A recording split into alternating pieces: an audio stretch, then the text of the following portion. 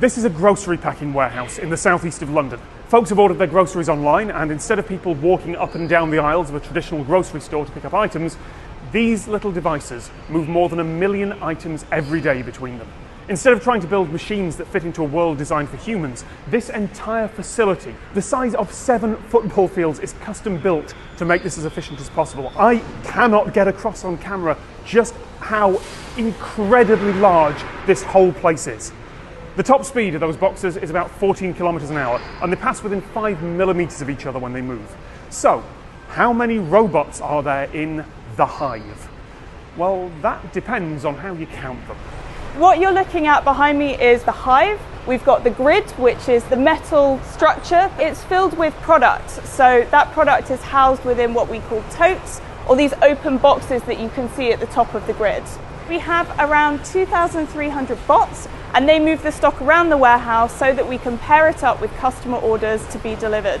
The bots will move in the X and Y direction. They can also move in the Z direction. So we have a cable hoist system that means that they can lower down a gripper assembly and grab onto the stock that we have in the grid. In some areas we have as deep as 21 totes all in a line. We have sensors underneath the bot that mean that every time it passes over one of the squares on the grid, it has a laser underneath it that can tell when it moves over that cell. So it will say, I've passed a cell, I've passed a cell, I've passed a cell. We have around 58,000 different types of individual products within the grid. We'll use the huge amounts of data that we gather to understand what customers are most likely to order and place them in the easiest to reach locations for bots. All of that combined means that we can have stock into the warehouse and out again from our suppliers into a delivery van in just 5 hours.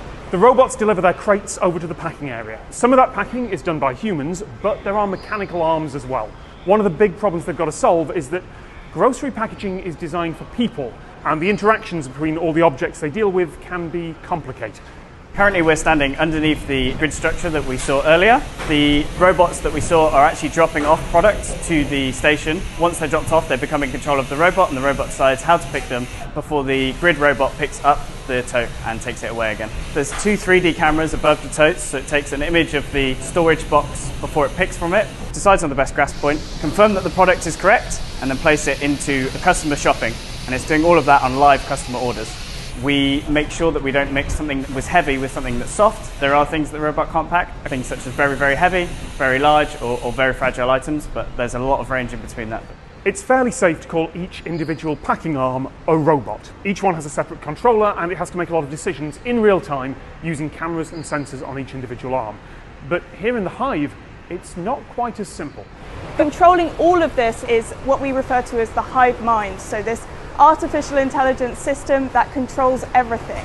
Once the stock comes in, from that exact point that it enters the system, the Hive mind will track its every single movement. The Hive mind will tell the bots exactly where they need to stop, but it is the bot's control system that allows it to follow a movement profile and stop exactly as the Hive mind expects it to. There's just a 5 millimeter gap between bots, so that's both as they pass each other and if they stop next to a bot as well. This bot with the orange light may have experienced something within its sensors and all of those readings it's taking, that when it feeds that back to the Hive mind, it's not quite what the Hive mind was expecting, so it just brings it to a safe stop for investigation. We do have a number of grid operators that sit at the edge of the grid, and they're able to use our CCTV system that we have above the grid to look at exactly what's going on with that bot, and they can try and fix that remotely and send commands to the bot wirelessly.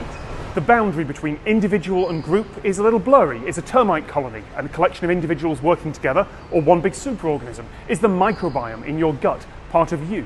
Because in the last couple of decades, scientists have started to work out that the bacteria in your digestive system produce and consume neurotransmitters that affect how you think. But most people wouldn't consider their gut bacteria to be part of them. We tend to ascribe intelligence and identity to things that act at roughly our scale. It's easy to look at the Hive, see the moving boxes and go, okay, 2,000 robots. But with only one controller and the boxes just following the paths they're given, I'd say there's a good argument that that is one robot with 2,000 ways to interact with the world. Thank you so much to everyone here at Ocado. There is a link to them and more about their technology in the description.